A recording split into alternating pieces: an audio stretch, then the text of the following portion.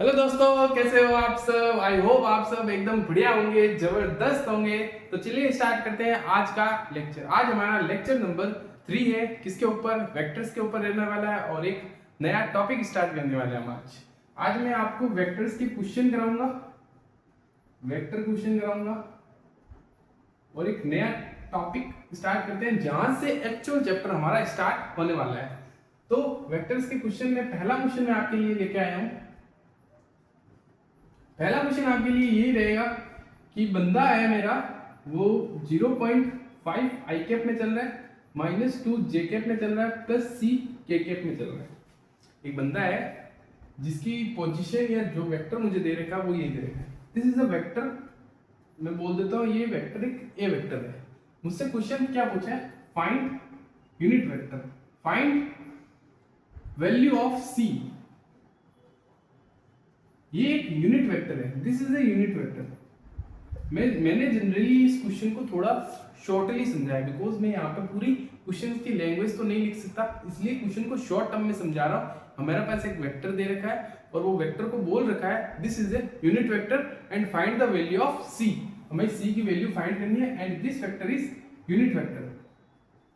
तब सी की value sir find कैसे करेंगे?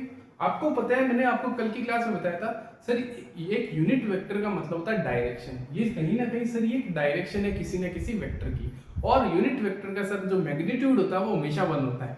तो आप यहाँ से सी की वैल्यू सर कैसे फाइंड कर सकते हो? आपने बताया था कल यूनिट वेक्टर का मैग्नीट्यूड सर 1 होता है। मैंने आपकी बात मान ली। अब मैग्नीट्यूड कैसे निकालते हैं किसी भी वेक्टर का सर? 0.5 का स्क्वायर प्लस -2 का स्क्वायर प्लस c का स्क्वायर, और ये वैल्यू आ गई मेरी 1। आई होप आपको ये चीज क्लियर होगी। अंडर रूट में 0.5 का स्क्वायर -2 का स्क्वायर प्लस c का स्क्वायर इज इक्वल टू आया 1। ये था मेरा वेक्टर a का मैग्नीट्यूड। अब सर इसको सॉल्व कीजिए, स्क्वायर रूट को इधर ले जाइए। 0.5 का स्क्वायर यानी बोले तो 1/4 प्लस 2 का square 1/4 plus c square is equal to 1। तो ये आ क्या रहा है? ये आ रहा है 17/4 plus C square is equal to 1, यानी सी स्क्वायर की वैल्यू आ गई 1 - 17/4। तो सी की स्क्वायर की वैल्यू आ गई सर मेरी 4 - 17 कितना होता है? 13 माइनस का 13/4।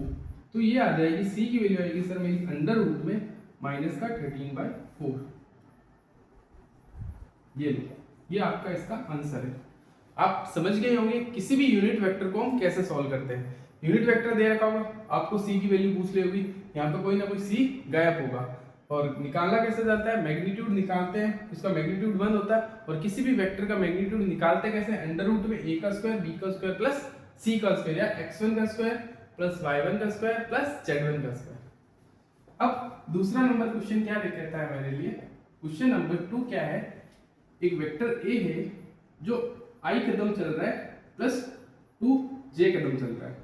मतलब i कदम मतलब x के अलोंग 1 मीटर चल रहा है और y के अलोंग मतलब 2 मीटर चल रहा है। हमसे क्वेश्चन पूछा है find angle along y axis के अलोंग मुझे एंगल फाइंड करना है। तो सबसे पहले जो भी वेक्टर दे रखा है, सबसे पहले जो भी ये वेक्टर दे रखा है उसको आप ग्राफिकली प्लॉट कीजिए। ग्राफिकली यानी बंदा 1 मीटर चलता है x के अलोंग और बंदा 2 मीटर चलता है सर y के अलोंग। तो कहीं ना कहीं जो बंदा होगा वो यहाँ पर होगा। तो इस क्वेश्चन को सॉल्व कैसे करेंगे? 1 कदम i के अलोंग, 2 कदम बंदा j के अलोंग। तो ये जो वेक्टर बनेगा वो सर ये इस तरीके से बनेगा, यानी यहाँ से आएगा 1 कदम i के अलोंग, 2 कदम j के अलोंग। एक तो सर ये एंगल बन रहा है जो x एक्सिस के साथ बन रहा है, ये जो एंगल बन रहा है वो x एक्सिस के साथ बनेगा, और ये वाला जो एंगल बनेगा वो y एक्सिस के साथ बनेंगे। हमसे पूछे वो एंगल बताओ जो y एक्सिस के साथ बन रहा है। तो y एक्सिस के साथ कौन सा एंगल बनेगा सर? ये वाला एंगल बनेगा, ये वाला एंगल x एक्सिस के साथ बनेगा। तो यहाँ से अगर मुझे पता करना है तो this length is 1 metre, this length is 1 metre and this length is sir 2 metre. ये वाली 1, ये वाली 2। तो tan थीटा में यहाँ पे लगा लेता हूँ। tan थीटा किसके बराबर होता है सर? परपेंडिकुलर अपॉन बेस है 2। तो यहाँ से थीटा की वैल्यू निकल के आ जाएगी tan इनवर्स 1/2, tan इनवर्स 1/2। मान लो सर पूछ लेता x के अलोंग बता दीजिए, x के अलोंग वाला एंगल बताओ, x के अलोंग वाला एंगल ये होगा।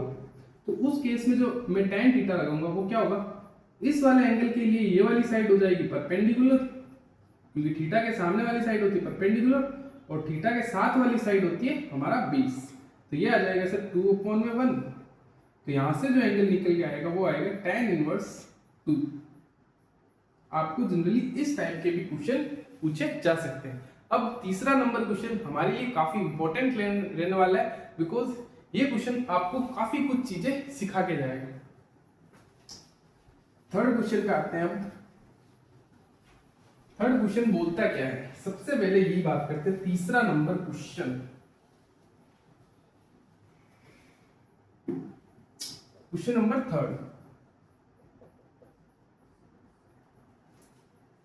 थर्ड क्वेश्चन मुझे कहता है, एक डायग्राम के थ्रू समझते हैं तीसरे नंबर क्वेश्चन को।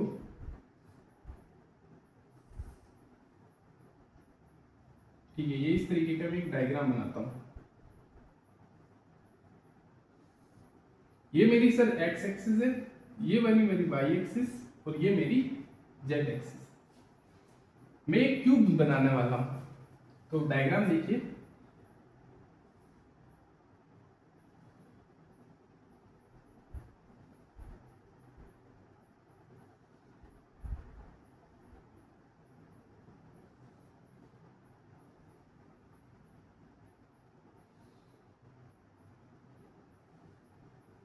देखिए मैंने ये इस तरीके का क्यूब बनाया है and length of the cube, ये मेरा ओरिजिन है sir 0,0,0 and length of the cube मतलब इस क्यूब की जो हर एक साइड की जो लेंथ होगी वो सर मेरी क्या होगी 2 मीटर। मतलब क्यूब की हर एक लेंथ मेरी क्या होगी 2 मीटर। मैं हर एक पॉइंट को मार्क कर लेता हूँ। इस पॉइंट को बोल देता हूँ ए, इस पॉइंट को बोल देता हूँ बी, इस पॉइंट को बोल देता हूँ सी, इस पॉइंट को बोल देता हूँ डी, इस पॉइंट को ई, इस पॉइंट को मैं बोल देता हूँ एफ, इस पॉइंट को मैं बोल देता हूँ जी, इस पॉइंट को मैं बोल देता हूँ एच। सारे कोऑर्डिनेट कवर हो गए? कवर हो गए सर। अब मुझे निकालना क्या, फाइंड करना मुझे vector. Find A B vector, A G vector, A C vector, H C vector और कौन कौन सा वेक्टर, डी एफ वेक्टर और इन सभी वेक्टर्स के मैग्नीट्यूड और इन सभी वेक्टर का मुझे डायरेक्शन फाइंड करनी है। तो ये एक क्वेश्चन आपके सारे डाउट क्लियर कर देगा। तो देखिए वेक्टर मेरा ए पोजीशन यहाँ है, 2 कदम मैं एक्स के अलोंग चलूंगा। अगर मैं मुझे सारे कोऑर्डिनेट को सबसे पहले मार्क करना होगा, सभी कोऑर्डिनेट आपको आई होप कोऑर्डिनेट बनाना आता होगा। देखो मैं यहाँ तो सिखा भी देता हूँ। 2 कदम बंदा एक्स में चलेगा, बंदा वाई में चला ही नहीं है, ना ही बंदा जेड में चला, बंदा सिर्फ एक्स के अंदर चला है 2 कदम। फिर क्या होगा, फिर मैं इस पॉइंट को निकालता हूँ। इस पॉइंट को कैसे निकालूं सर, बंदा मुझे इस पॉइंट तक पहुंचना है, तो इस पॉइंट का रास्ता क्या होगा पहुंचने का। सर बंदा 2 कदम एक्स में चलेगा, फिर बंदा सर 2 कदम जेड में चलेगा। सामने वाली डायरेक्शन जेड थी, पीछे वाली डायरेक्शन माइनस जेड थी, तो बंदा सर 2 कदम आई में चला और 2 कदम बंदा सर के में चला, यानी 2 कदम सर मेरा एक्स में, वाई में तो सर चला ही नहीं और जेड में सर मेरा 2 कदम। फिर सर मैं इस पॉइंट को निकालता हूँ। इस पॉइंट को कैसे निकालूंगा, बंदा जेड के अलोंग चल रहा है, सिर्फ ना तो बंदा एक्स के अलोंग चल रहा है ना ही बंदा वाई के अलोंग, बंदा सिर्फ जेड के अलोंग चल रहा है।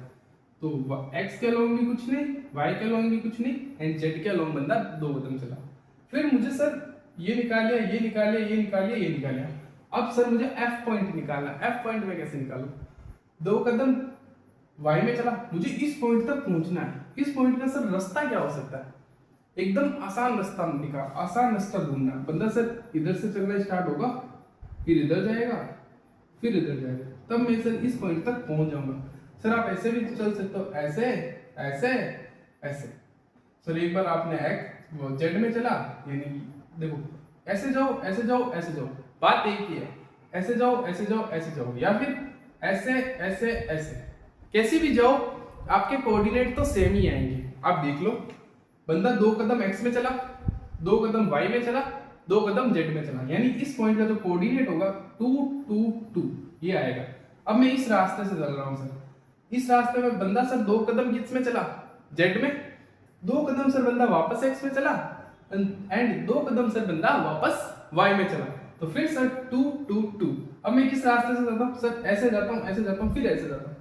बंदा सर 2 कदम x में चला, 2 कदम बंदा सर z में चला, और फिर वापस से 2 कदम बंदा सर y में चला। आप किसी भी रास्ते से चले जाओ, इस पॉइंट का तो कोऑर्डिनेट वही आने वाला है जो इसका कोऑर्डिनेट 2 2 2। ओके, अब मैं इस पॉइंट की बात करता हूँ, ई नंबर पॉइंट की। 2 कदम सर z में जाऊंगा, 2 कदम सर मैं y में जाऊंगा, तब मैं इस पॉइंट तक पहुंच जाऊंगा। यानी मुझे x के अलोंग तो चलना ही नहीं है। तो x के अलोंग तो सर 0 है, y में 2, z में भी 2। अब सर मुझे h पॉइंट तक पहुंचना है। h पॉइंट तक कैसे पहुंचूंगा सर? डायरेक्ट पहुंच जाओ, y में चलना है सर, ना तो z में चलना है ना तो x में चलना। यानी ये पॉइंट आ जाएगा सर मेरा 0, 2, 0। अब लास्ट पॉइंट बचा है h वाला पॉइंट ये रहा। अब कैसे जाओगे सर? 2 कदम सर x में, 2 कदम सर y में, या फिर चलो 2 कदम y में, 2 कदम x में। बात तो सर वही है, 2 कदम x में, 2 कदम y में, z में सर कोई चला ही नहीं, बंदा z में तो गए ही नहीं। अब देखो सारे पॉइंट के मुझे कोऑर्डिनेट तो पता चल गए। अब मुझे निकालना क्या है? AB vector. AB वेक्टर कौन सा होगा सर? ये AB वेक्टर क्या होता है?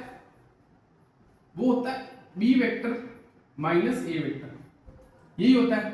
B वेक्टर मेरे पास क्या है sir? 2i cap plus 0j cap plus 0k cap. उसमें से मुझे माइनस करना है A वेक्टर को। तो सर A वेक्टर तो sir 0i cap plus 0j cap plus 0k cap है। तो सर यहां से तो डायरेक्ट आंसर आ रहा है सर 2i कैप, यानी जो AB वेक्टर आएगा वो मेरा क्या आएगा? 2i cap. मुझे सर निकालना है AG वेक्टर, ये वाला vector AG vector. Sir AG vector कैसे निकलेगा? AG वेक्टर निकलेगा, बंदा सर AG वेक्टर निकालने के लिए सब A से लेके G तक आप मार्क कर लीजिए। A से लेके G तक का एक वेक्टर बना लीजिए। A से लेके G तक का एक वेक्टर निकालिए, फिर फाइनल माइनस इनिशियल कर देना। 2 माइनस 0, 2 माइनस 0, 0 माइनस 0। तो ये वेक्टर आएगा। जैसे x में से x माइनस करना, y में से y माइनस करना, z में से z माइनस करना। 2 माइनस 0 i कैप में चला बंदा, प्लस 2 माइनस 0 j में चला बंदा, फिर 0 माइनस 0 बंदा k में चला। यहां से आंसर आ जाएगा 2i cap 2j cap plus 0k cap. 0 को लिखने की जरूरत नहीं। AG वेक्टर तो सर मेरा ये आ गया। आई होप आपको ये चीजें क्लियर हो गई। सर अगर मुझे इसका मैग्नीट्यूड निकालना है, तो मैग्नीट्यूड निकालने के लिए मान लो मुझे AB वेक्टर का मैग्नीट्यूड निकालना है, तो वो मैं कैसे निकालूंगा सर? अंडर रूट में A का स्क्वायर प्लस x1 का स्क्वायर प्लस y1 का स्क्वायर प्लस z1 का स्क्वायर। तो ये आ जाएगा सर x1 का स्क्वायर यानी 2 का स्क्वायर। ये आया सर मेरा 2, यानी इस वेक्टर की जो लेंथ आई वो सर 2 मीटर आई। तो ऑब्वियसली बात है इस वेक्टर की जो लेंथ है वो 2 मीटर तो मुझे क्यूब में भी दे रखी है, और वेक्टर से भी प्रूव हो गया इस वेक्टर की जो लेंथ आएगी वो 2 मीटर आएगी। सर AG वेक्टर की लेंथ कितनी आएगी? AG वेक्टर की लेंथ यहां से निकालो सर, अंडर रूट में x1 का स्क्वायर 2 का स्क्वायर प्लस 2 का स्क्वायर। ये आ जाएगी सर 4 प्लस 4 8 यानी 2 रूट 2, यानी 2 रूट 2। आई होप आपको क्लियर होगा। अब AG वेक्टर की डायरेक्शन कैसे निकालूंगा सर? डायरेक्शन निकालने के लिए आपने जो भी वेक्टर बनाया है उसको इस मैग्नीट्यूड से डिवाइड दे दीजिए। AG वेक्टर की सर डायरेक्शन आ जाएगी। डायरेक्शन कैसे निकालूंगा? वेक्टर क्या है मेरा? 2i cap plus 2j cap upon में magnitude of this vector 2 root 2। तो यहां से 2 कॉमन निकाल लेना, i cap plus j cap upon में रूट 2। ये चीज आपको क्लियर होनी चाहिए। फिर देखो AG वेक्टर क्लियर हो गया। अब मैं निकालता हूं हमारा कौन सा vector? AC vector. Sir AC vector ये रहा, यहां से लेके यहां तक एक वेक्टर बना दीजिए। AC वेक्टर निकालने के लिए क्या करना होगा? कोऑर्डिनेट निकाल लो, फिर फाइनल माइनस इनिशियल कर देना। तो 2 minus 0 i cap plus 0 minus 0 j cap plus 2 minus 0 k cap. क्यों? फाइनल पॉइंट्स ये, इनिशियल पॉइंट ये है। तो sir 2i cap plus 2k cap.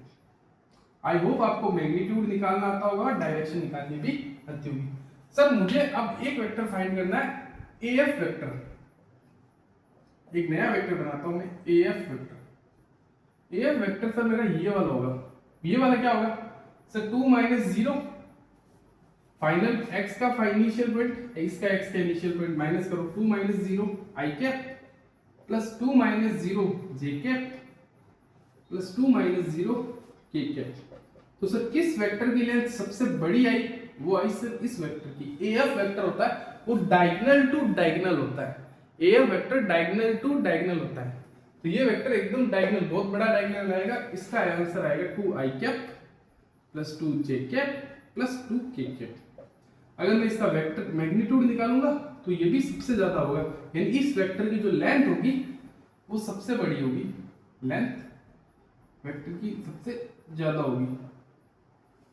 तो मैग्नीट्यूड आपको निकालना आता ही होगा, अंडर रूट में 2 का स्क्वायर प्लस 2 का स्क्वायर प्लस में 2 का स्क्वायर। तो ये क्या आ जाएगा अपना 4 प्लस 4 प्लस 4 रूट 12। डायरेक्शन आप निकाल ही सकते हो। अब मैं कौन सा वेक्टर निकालता हूं? एच सी वेक्टर, एच और सी, ये वाला वेक्टर एच सी वेक्टर। तो आप एच सी के कोऑर्डिनेट देख लो और एच के कोऑर्डिनेट देख लो, सी के कोऑर्डिनेट देख लो और एच के कोऑर्डिनेट। एच के कोऑर्डिनेट 0, 2, 0। मुझे फाइनल पॉइंट ये है, इनिशियल पॉइंट मेरा ई है, बिकॉज एच सी वेक्टर निकालना मुझे, यानी C vector minus H vector के अंदर। तो सी वेक्टर के कोऑर्डिनेट्स है 2i cap 0j cap plus 2k cap है, 2i cap plus 0j cap plus 2k cap sir इसके कोऑर्डिनेट है। उसमें से सर मुझे माइनस करना है h वाले कोऑर्डिनेट। h वाले कोऑर्डिनेट से 0i cap plus 2j cap plus 0k cap. तो यहां से फाइनल माइनस इनिशियल भी कर सकते थे और ऐसे वेक्टर बना के माइनस भी कर सकते थे। मैंने आपको दोनों तरीके बता दिए। तो 2 - 0 2i कैप, 0 - 2i कैप क्या जाएगा सर? माइनस का 2j cap, 2k cap minus 0k cap, तो प्लस 2k कैप। तो दिस इज द आंसर। ये भी सर इसका भी वेक्टर की लेंथ, ये भी डायगोनल कहलाओगे तो इसकी भी लेंथ सबसे बड़ी होगी। आई होप आपका इसका भी मैग्नीट्यूड निकालना होगा और एच सी वेक्टर, ये सारी चीजें आपको क्लियर हो रही होंगी। अब मैं कुछ एक नए पॉइंट्स देता हूं आपको। जैसे ये एक फेस है डायगोनल का, एफ जी बी और सी, ये वाला मैं ये वाला बना रहा हूं, ये वाला, ये कहीं ना कहीं डायगोनल का फेस है, ये इस फेस का सेंटर है, इस फेस का सेंटर है। मुझे इस सेंटर का कोऑर्डिनेट बताइए क्या होगा? इस फेस के सेंटर का कोऑर्डिनेट ओरिजिन के जैसे। तो कैसे करूंगा सर? इस फेस का सेंटर में निकालूंगा कैसे सर? बंदा x कदम तो सर मेरा i में ही चला है, बंदा मतलब 2 कदम तो सर बंदा x पे चला होगा, फिर सर बंदा y में 1 कदम चला होगा, कहीं ना कहीं ये सेंटर पॉइंट है। तो ये वाली जो लेंथ होगी वो कहीं ना कहीं सेंटर वाली लेंथ होगी। 1 मीटर ये होगा, 1 मीटर होगा, तभी तो टोटल 2 मीटर होगा। तो 1 मीटर बंदा ऊपर चला होगा और सर 1 मीटर बंदा जेड में चला होगा। तो ये वाला जो पॉइंट आएगा वो 2,1,1 होगा, 2,1,1 होगा। और आपसे पूछ लिया जाएगा ये कोई भी कोऑर्डिनेट बोल दो, ए जी एफ एच आई के पॉइंट, इस पॉइंट को मैं बोल देता हूं के। आपको ए के वेक्टर निकालने के लिए बोला जा सकता है ए के वेक्टर। ए के वेक्टर कैसे निकालोगे? इस पॉइंट के कोऑर्डिनेट पता चल गए, क्या आए थे? 2,1,1 और ए पॉइंट के कोऑर्डिनेट है 0,0,0। तो आप कोऑर्डिनेट पता करके इनिशियल में से फाइनल माइनस इनिशियल क्या आया sir? 2i cap plus final minus initial 1j cap plus 1k cap. तो सर इस वेक्टर का मैग्नीट्यूड भी निकाला जा सकता है और इस वेक्टर की डायरेक्शन भी निकाली जा सकती है, दोनों आप निकाल सकते हैं। आई होप आपको ये कॉन्सेप्ट इजीली समझ में आ गया होगा। अब आपको वेक्टर में मैग्नीट्यूड, डायरेक्शन और वेक्टर को बनाते कैसे वो तो अब दिक्कत ही नहीं होगी। अब हम अपने नए चैप्टर पे स्टार्ट करते हैं। आज का जो नया चैप्टर हमने जो चालू किया था, अगले टॉपिक पर बढ़ते हैं। अब हम बात करने वाले हैं रेस्ट एंड मोशन पे। हम चैप्टर के अंदर अब आ चुके हैं। रेस्ट एंड मोशन क्या है सर? रेस्ट क्या होता है सर? सबसे पहले मैं आपके मन में एक डाउट क्लियर कर देता हूं। आपके हिसाब से रेस्ट क्या होगा? आपके हिसाब से सर रेस्ट होगा बंदा अगर चल नहीं रहा है तो वो रेस्ट पर है, अगर बंदा चल रहा है तो वो मोशन में है। आपके हिसाब से तो ये होगा, लेकिन मेरे हिसाब से क्या होगा? मेरे हिसाब से रेस्ट पर वो होगा जब अगर मैं मान लो खड़ा हूं और मेरे सामने कोई बंदा है, मेरे सामने कोई बंदा मुझे देख रहा है और मैं अपनी जगह से हिल भी नहीं रहा हूं, तो उस बंदे के लिए मैं रेस्ट करूंगा। अगर मुझे सूरज देख रहा है यानी सन देख रहा है तो सन के लिए मैं रेस्ट पर हूंगा या नहीं हूंगा? सन के लिए मैं रेस्ट पर नहीं होऊंगा। क्यों? क्योंकि धरती तो सन के अराउंड अर्थ हमारी चक्कर काटती है। अर्थ के अराउंड सन हमारा क्या, सन क्या करता है, अर्थ क्या करती है, घूमती रहती है सन के अराउंड। तो अर्थ अगर घूम रही है तो अर्थ के साथ साथ हम भी तो उसको घूमते हुए दिखाई देंगे, हम रेस्ट पर थोड़ी ना दिखाई देंगे। सन के रेस्पेक्ट पे तो हम चल रहे हैं, लेकिन मेरे सामने वाला जो बंदा है उसके रेस्पेक्ट में तो मैं क्या हूं, एक जगह खड़ा हूं। मेरे सामने जो बंदा है उसके रेस्पेक्ट में तो मैं रेस्ट पर हूं, लेकिन सन के लिए मैं मोशन में हूं। तो rest and motion both are relative term. एक डेफिनेशन बोल दी, rest and motion both are relative term.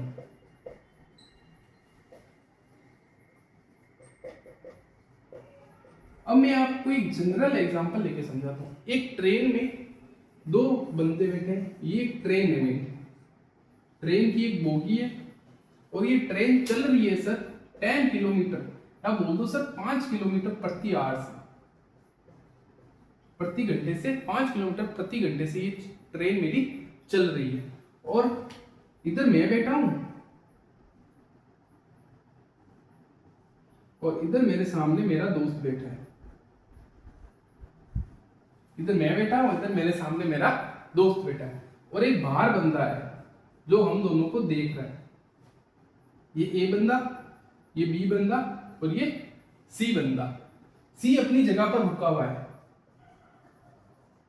और ये भी दो अपने अपने रेस्पेक्ट। अब मैं आपसे पूछ रहा हूं, ए बंदे के लिए बी चल रहा है या रुका हुआ है?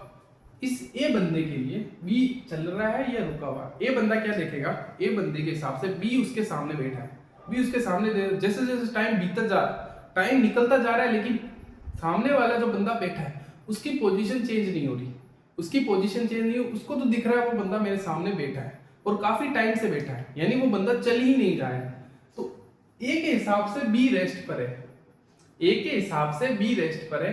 क्या बंदा, अगर ये ट्रेन सी 5 किलोमीटर प्रति आवर से चल रही है तो बताओ ए के हिसाब से ये सी रुका हुआ होगा या चल रहा होगा? ए के हिसाब से सी रुका हुआ होगा या चल रहा होगा? ट्रेन चल रही है तो जैसे ट्रेन आगे बढ़ेगी तो ये ए कहीं ना कहीं पीछे जाता हुआ होगा।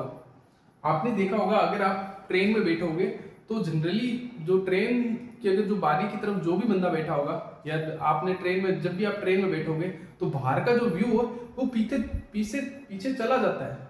बाहर का जो भी व्यू होता है वो जनरली, मान लो बाहर मकान आपको दिख रहे हैं, वो कहीं ना कहीं पीछे जाते हुए आपको दिखते हैं अगर आप ट्रेन में बैठे होते हो तो मान लो यही यहाँ पर भी एक बंदा सी है और बंदा ए है जो ट्रेन में बैठा है। तो इस ट्रेन बंदा जो ए है जो ट्रेन में बैठा है उसको क्या लगेगा, सी पीछे जाता हुआ। अगर ये ट्रेन 5 किलोमीटर प्रति आवर से चल रही है तो ये सी भी कहीं ना कहीं 5 किलोमीटर प्रति आवर से पीछे जाता हुआ दिखेगा इस बंदे को, ए को, बंदे ए को दिखेगा ये बंदा जो सी है वो 5 किलोमीटर प्रति आवर से पीछे चला जा रहा है। तो यहां से एक कंक्लूजन क्या निकला, सी तो अपनी जगह खड़ा है, सी को लग रहा है मैं रेस्ट करूं, लेकिन ए को लगेगा सी चल रहा है, ए को लगेगा सी चल रहा है, और सी के हिसाब से ए चल रहा होगा या रेस्ट पे होगा। ट्रेन में बंदा ए है वो चला जा रहा है चला जा रहा है, तो सी के हिसाब से अगर ट्रेन चल रही है तो ट्रेन में जो बंदा बैठा है वो भी कहीं ना कहीं सी को लगेगा चल रहा है। तो आप समझ गए होंगे ए बी और सी की कहानी। रेस्ट एंड मोशन है क्या वो आप सीख गए होंगे, लेकिन रेस्ट एंड मोशन की आप डेफिनेशन लिख लीजिए अगर स्कूल में कभी पूछ ले। अब रेस्ट क्या होता है, पोजीशन ऑफ पार्टिकल, मतलब जो पार्टिकल की पोजीशन है, position of particle does not change with time, does not change with respect to time, with respect to time and with respect to observer। ये तो हो जाएगी हमारी रेस्ट की डेफिनेशन, मतलब बंदा टाइम और ऑब्जर्वर के रेस्पेक्ट में रेस्ट पर है तब वो बंदा रेस्ट पर होगा। दूसरी पोजीशन, मोशन की डेफिनेशन क्या होगी, मोशन की डेफिनेशन होगी position of particle change with respect to time and with respect to observer। यानी बंदे की जो पोजीशन है वो टाइम और ऑब्जर्वर के रेस्पेक्ट में चेंज होती जा रही है। तो यहां से एग्जांपल, अब सर मैथमेटिकली कैसे पता चलेगा कि कोई भी बंदा चल रहा है या रुक रहा है? यहाँ पे तो प्रैक्टिकली तो पता चल रहा है, लेकिन हमें तो क्वेश्चन आएंगे, क्वेश्चंस को कैसे सॉल्व करेंगे? हमें क्वेश्चंस में कैसे पता चलेगा ये बंदा चल रहा है या रुका हुआ है? तो वो पता करने के लिए अब मैं आपको बताता हूँ। अब इस आपको ये तो चीज पता चल गई होगी, रेस्ट एंड मोशन दोनों रिलेटिव टर्म है, यानी एक दूसरे के, वो था relative term.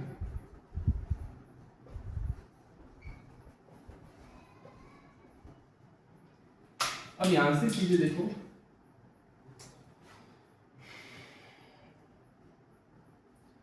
How to check mathematically, to check mathematically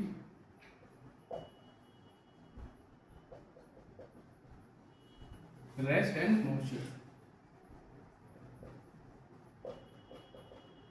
अब देखो, एक बंदा है जो x बराबर 2 मीटर पर खड़ा है, एक बंदा है कि पोजीशन है x बराबर 2 मीटर, यानी अगर मैं नंबर लाइन बनाऊं तो x बराबर 0 यहाँ होगा, 1 यहाँ होगा, 2 यहाँ होगा, यहाँ पे एक बंदा खड़ा है, और ये जो बंदा है वो टाइम पे डिपेंड ही नहीं कर रहा, इनडिपेंडेंट ऑफ टाइम। इस बंदे की जो पोजीशन है वो इनडिपेंडेंट ऑफ टाइम है, independent of time. Independent of time का मतलब क्या हुआ? बंदे की पोजीशन समय के साथ चेंज हो ही नहीं रही, मतलब t बराबर 0 पर भी बंदा x बराबर 2 पर दिखाई दे रहा है, t बराबर 1 सेकेंड पर भी बंदा x बराबर 2 पर दिखाई दे रहा है, t बराबर 2 पर भी बंदा x बराबर 2 पर दिख रहा है, यानी टाइम चलता जा रहा है लेकिन बंदे की पोजीशन चेंज नहीं हो रही। तो ये जो डेफिनेशन होगी ये होगी रेस्ट वाली डेफिनेशन। ये बंदा हमारा रेस्ट पर होगा, पता कैसे चला? समय चला जा रहा है लेकिन बंदे की पोजीशन चेंज नहीं हो रही, तो ये होगी रेस्ट वाली कैटेगरी। अब मोशन वाली कैटेगरी क्या होगी? Position as a function of time दे रखा है। Position as a function of time देने का मतलब बंदे की पोजीशन 4t है, इस बार 2t मान लेता हूं मैं। बंदे की पोजीशन क्या है? 2t, x बराबर 2t, ये बंदे की पोजीशन है। ये हमें बता क्या रहा है? ये मैं बता रहा है जब बंदा t बराबर 0 पर था तब उसकी पोजीशन x बराबर 0 पर थी, यहाँ पे 0 पुट करेगा तो x बराबर 0 आ जाएगा। जब टाइम t बराबर 1 हुआ तब बंदे की पोजीशन x बराबर 2 हो गई, t बराबर 2 सेकेंड हुआ तब बंदे की पोजीशन x बराबर 4 हो गई, यानी t बराबर 0 पर तो 0 पर था, जैसे ही टाइम t बराबर 1 सेकेंड हुआ बंदा 1 पर पहुंच गया, 2 सेकेंड हुआ तो बंदा 4 पर पहुंच गया। तो जैसे जैसे टाइम बढ़ता जाएगा बंदे की पोजीशन चेंज होती जाएगी, टाइम बढ़ता जाएगा बंदे की पोजीशन चेंज होती जाएगी, और जब बंदे की पोजीशन चेंज होती जाएगी तो कहीं ना कहीं बंदा चलने लग जाएगा। अगर जब बंदा चलेगा तो बंदे की डिस्टेंस फाइंड होगी, चलेगा तभी तो डिस्टेंस निकाली जाएगी, अगर दौड़ेगा तो वेलोसिटी निकाली जाएगी, चलेगा तब डिस्टेंस, वेलोसिटी, एक्सेलरेशन, ये सब निकाली जा सकती है। अब हम अगला जो टॉपिक पढ़ने वाले हैं वो पढ़ेंगे distance and displacement. Distance and displacement क्या होती है, ये चीज आपको क्लियर हो गई होगी। तो ये वाली कैटेगरी होगी मोशन वाली, जब position as a function of time दे रहा हो, और एग्जांपल आप लिख सकते हो 4t square plus 2t। Sir ये क्या है? यानी बंदे की पोजीशन इस हिसाब से चेंज होती है, t बराबर 0 रखेगा तब बंदे की पोजीशन आ जाएगी, t बराबर 2 रखेगा तब बंदे की पोजीशन आ जाएगी, जैसे जैसे टाइम चेंज करता जाएगा बंदे की पोजीशन चेंज होती जाएगी। तो आई होप आपको मोशन वाली डेफिनेशन और रेस्ट वाली डेफिनेशन अच्छे से क्लियर हो गई होगी।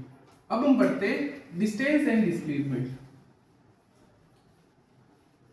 डिस्टेंस क्या होती है और डिस्प्लेसमेंट क्या होता है?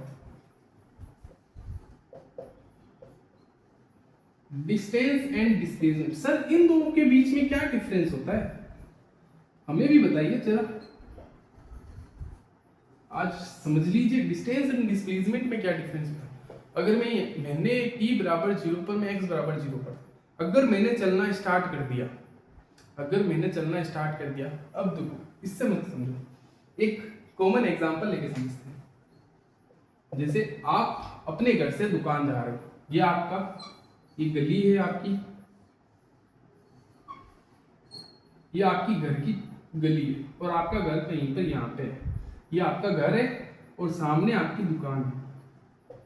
ये दुकान है, ये आपका घर है। ये आपका घर का मेन गेट है, बाहर से निकलने वाला। आप घर से दुकान जा रहे हो, तो दुकान जाने वाला जो मेन रास्ता होगा वो सर ये होगा। ये तो रास्ता था दुकान जाने का। अब घर से दुकान जाने वाला जो रास्ता था सर, वो कुछ ये था। एक रास्ता था सर, आप घर से डायरेक्ट इधर, यहाँ पे सर कुछ दीवारें हैं, उस दीवारों को कूद कूद कर आप डायरेक्ट इस दुकान तक पहुंच सकते थे। एक रास्ता था सर ये, जो था डायरेक्ट। अब डिस्टेंस एंड डिस्प्लेसमेंट में डिफरेंस क्या है? डिस्टेंस होता है total path covered by body. Total path covered by body मतलब एक बॉडी के द्वारा टोटल पाथ कितना कवर्ड हो रहा है।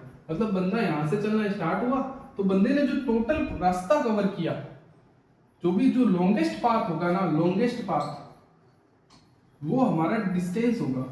वो हमारा क्या होगा? डिस्टेंस होगा। और जो शॉर्टेस्ट पाथ होगा, मतलब बंदा डायरेक्ट यहां से उड़ के यहां आ गया, तो ये वाला जो रास्ता होगा बंदे का, वो वाला हमारा होगा डिस्प्लेसमेंट वाला रास्ता। डिस्टेंस वाला रास्ता ये होगा, मतलब बंदा पूरा घूम के आया, और डिस्प्लेसमेंट वाला रास्ता होगा शॉर्टेस्ट। डिस्प्लेसमेंट में क्या डिफरेंस होता है सर? देखो, पहले डिस्टेंस की पूरी कहानी लिख देता हूँ। लेंथ जनरली कहीं ना कहीं सर मीटर में होती है। इसकी यूनिट क्या होगी डिस्टेंस की? वो सर मीटर होगी। और डिस्टेंस एक स्केलर क्वांटिटी है। डिस्टेंस क्या है सर? एक स्केलर क्वांटिटी। स्केलर क्वांटिटी बोलने का मतलब सर, डिस्टेंस हमारी जीरो हो सकती है या फिर पॉजिटिव हो सकती है। स्केलर क्वांटिटी मतलब एक ऐसी क्वांटिटी जिसको बिना दिमाग लगाए जोड़ा जा सकता है। यानी अगर बंदा 2 मीटर ऐसे चल रहा है, 2 मीटर ऐसे चल रहा है एंड 2 मीटर ऐसे चल रहा है, तो हमें डिस्टेंस निकालने क्या करना पड़ेगा?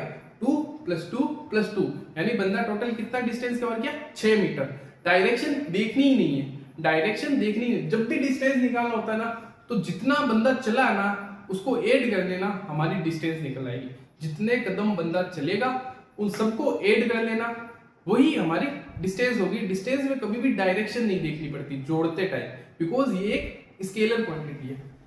स्केलर क्वांटिटी यूनिट इसकी मीटर होती है, डायमेंशन इसकी क्या होगी? L, capital L. अब डिस्प्लेसमेंट बात हो सर, डिस्प्लेसमेंट क्या होगा? डिस्प्लेसमेंट होगा shortest path covered by body. Shortest path ये होती है displacement, shortest path covered by body. दोनों का लक्ष्य सेम है, लेकिन दोनों का रास्ता अलग अलग है। डिस्प्लेसमेंट वाला रास्ता छोटा रास्ता होगा, और डिस्प्लेसमेंट वाला डिस्टेंस वाला रास्ता हमेशा बड़ा होगा। Shortest path covered by body, ये होती है हमारी डिस्प्लेसमेंट। इसकी भी यूनिट मीटर होगी, लेकिन ये एक वेक्टर क्वांटिटी होती है।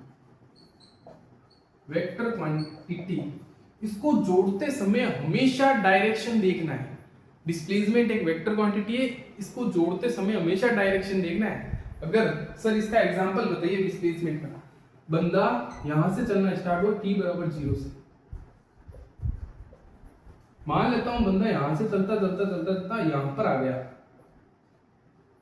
यहां पर आ गया x = 4 मीटर पर। तब उस केस में डिस्टेंस, मतलब बंदा यहां से चलना स्टार्ट हुआ और यहां तक चला, तो सर बंदे की डिस्टेंस भी 4 मीटर होगी और डिस्प्लेसमेंट भी 4 मीटर होगी। इस केस में तो कोई शॉर्टेस्ट रास्ता है ही नहीं। सर आप बोल दोगे सर डिस्टेंस ये नहीं होगी, ये वाली डिस्टेंस नहीं हो सकती। आपको क्वेश्चन में गिवन होगा कि बंदा किस रास्ते से जा रहा है, बंदे के पास कौन कौन सा रास्ता है। बंदे के पास अभी सिर्फ ये एक रास्ता था, दूसरा कोई रास्ता नहीं था, तो बंदे की जो डिस्टेंस होगी डिस्प्लेसमेंट बराबर। लेकिन सर हमें तो डिस्प्लेसमेंट बताओ छोटी कब होगी, डिस्टेंस से कम कब होगी डिस्प्लेसमेंट। अब देखो बंदा यहाँ से चलना स्टार्ट हुआ और फिर यहाँ से घूम के यहाँ तक आ गया x = 1 पर। पहले बंदा यहाँ से चलना स्टार्ट हुआ, x = 4 तक गया, फिर बंदा वापस आया, वापस आके x = 1 पर आ गया। तब उस केस में डिस्टेंस कितनी होगी सर? बंदा पहले 4 मीटर चला था, फिर बंदा यहाँ से यहाँ तक कितना चला होगा? अगर ये वाली डिस्टेंस 1 मीटर है, यहाँ से यहाँ तक अगर ये वाली 1 मीटर है, तो ये वाली डिस्टेंस कहीं ना कहीं 3 मीटर होगी। बंदा यहाँ x = 1 पर आके खड़ा हो गया, बंदा x = 1 पर आके खड़ा हो गया, यानी यहाँ से ओरिजिन यहाँ से रेस्पेक्ट होगा।